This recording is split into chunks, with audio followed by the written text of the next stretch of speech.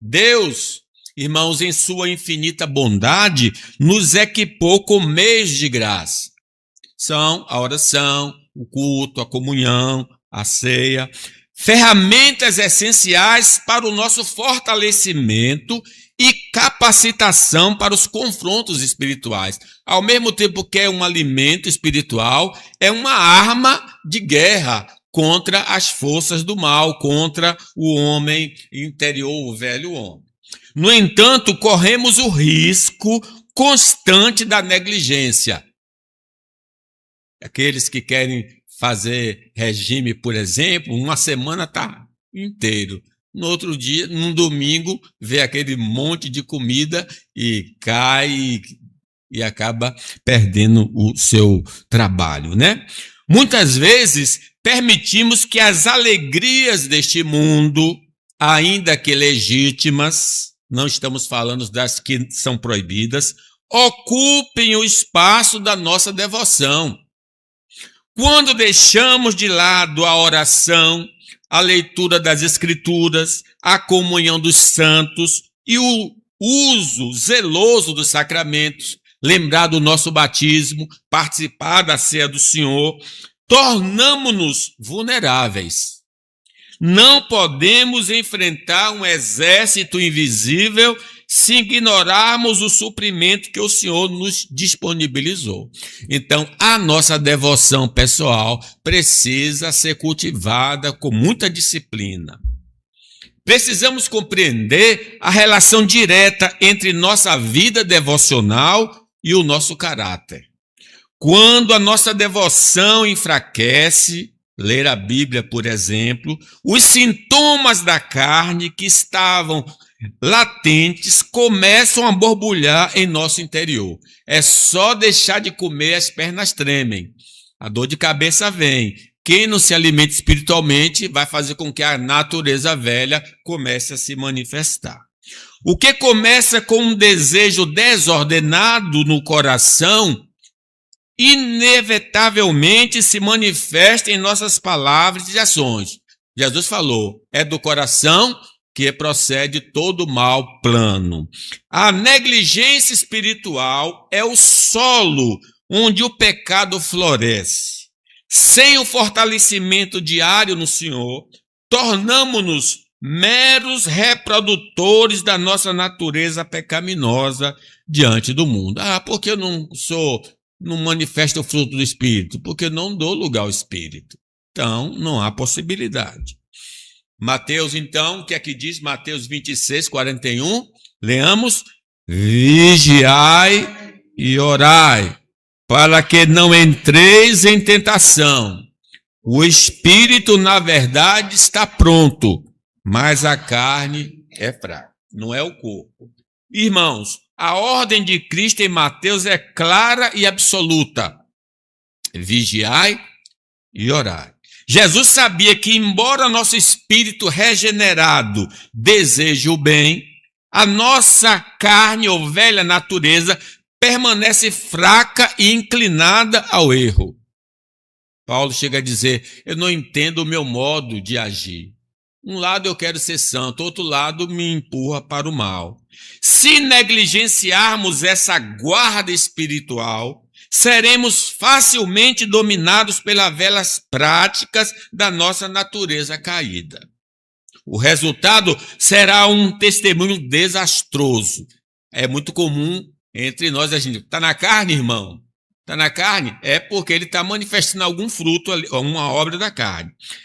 Quem vai envergonhar a igreja, confunde o mundo, ele não é crente, porque está assim, e vai entristecer o coração de Deus, vai entristecer o Espírito de Deus. A vigilância é o preço da nossa integridade e a garantia de que a luz de Cristo brilhará por meio de nós sem impedimento.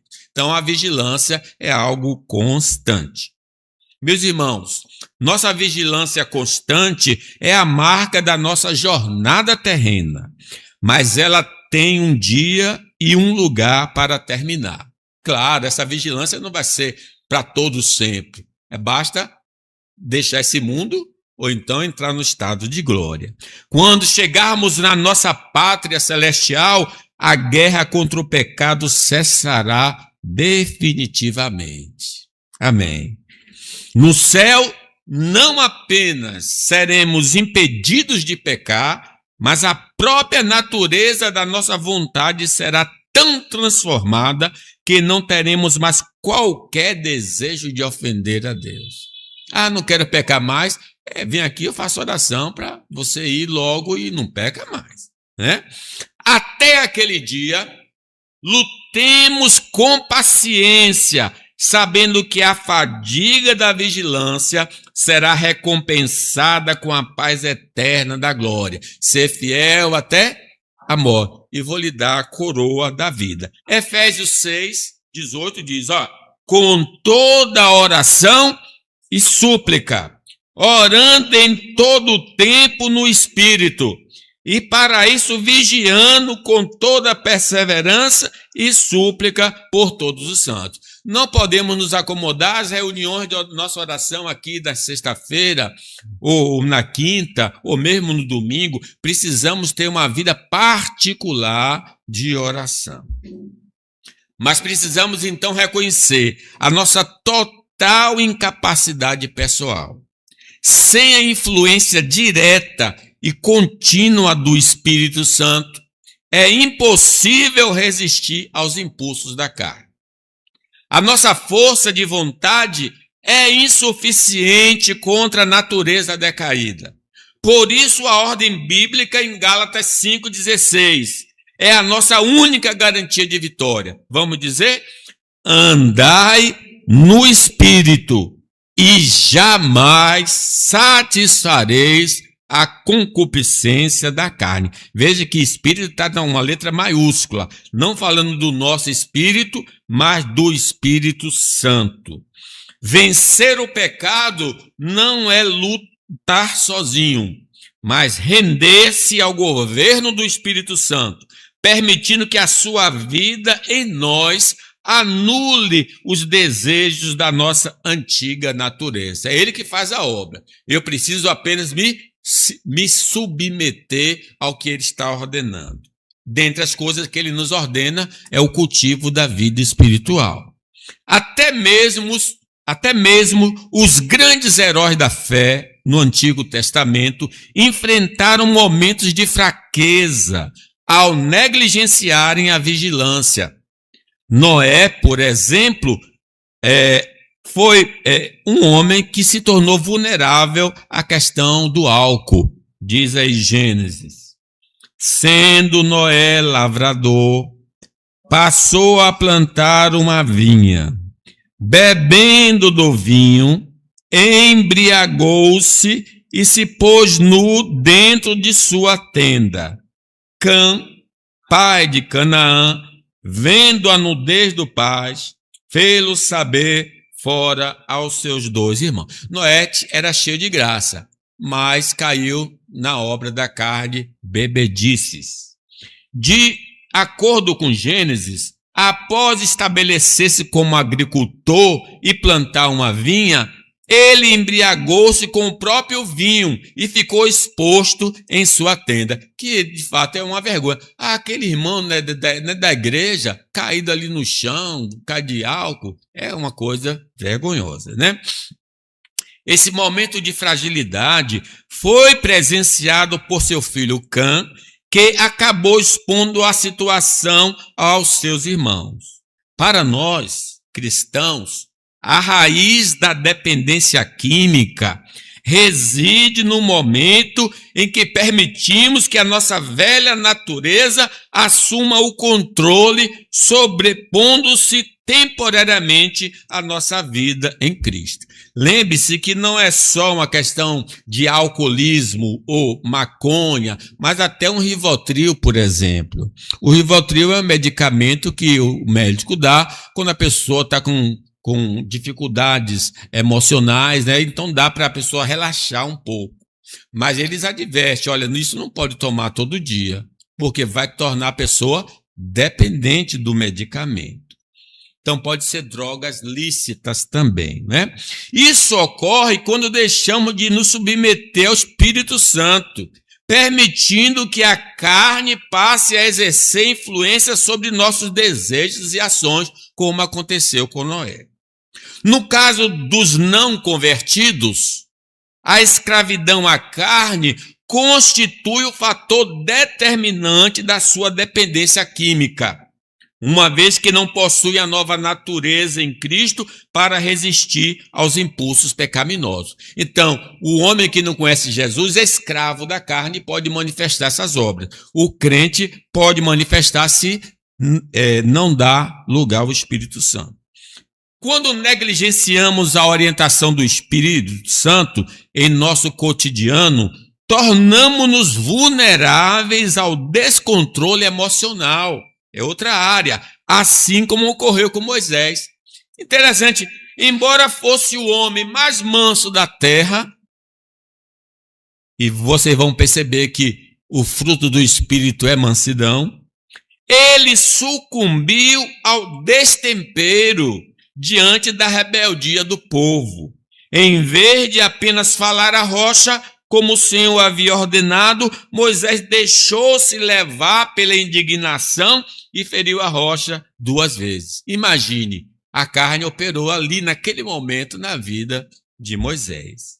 Essa desobediência, então, fruto de um momento em que a carne prevaleceu sob a instrução divina, impediu que ele conduzisse o povo à terra prometida, revelando que até o mais manso dos homens precisa de vigilância constante. Como cristãos, é nosso dever discernir se o descontrole de nossos sentimentos possui uma raiz patológica.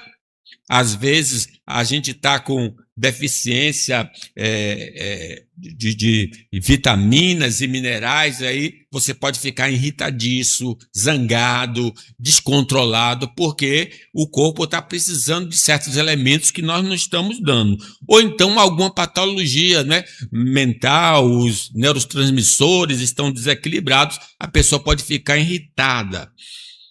Então, se o caso de descontrole emocional está existindo, tem de procurar um médico.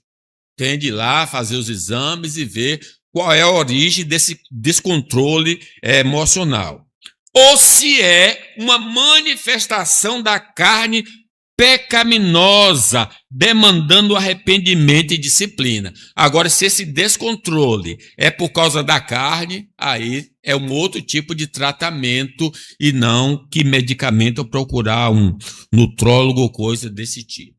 O rei Davi, por exemplo, reconhecido como um homem segundo o coração de Deus, serve de alerta sobre as consequências de ignorar a direção do Espírito Santo. Ao permitir que o ócio e os impulsos da velha natureza prevalecessem, ele caiu em uma espiral de adultério e assassinato.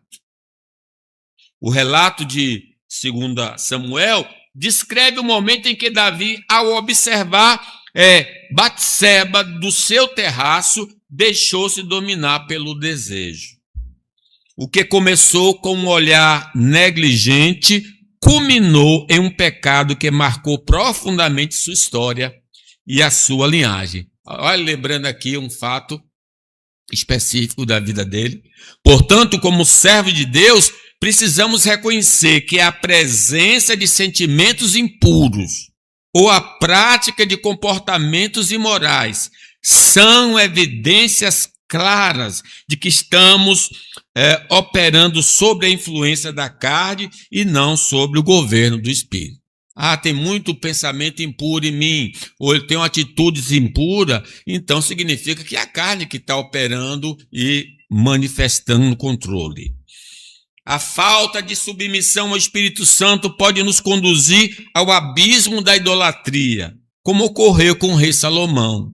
Apesar de ter sido amado pelo Senhor e agraciado com sabedoria sem igual, Salomão permitiu que as suas inclinações sentimentais pervertessem sua devoção. Ao se apegar às mulheres estrangeiras, contrariando a ordem divina, ele abriu as portas para deuses estranhos, como Astarote e Moloque, e ergueu então altares a esses deuses.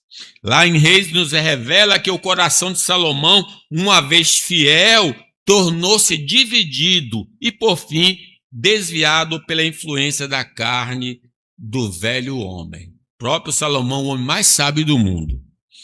Tais exemplos, irmãos, bíblicos, não servem para a nossa admiração.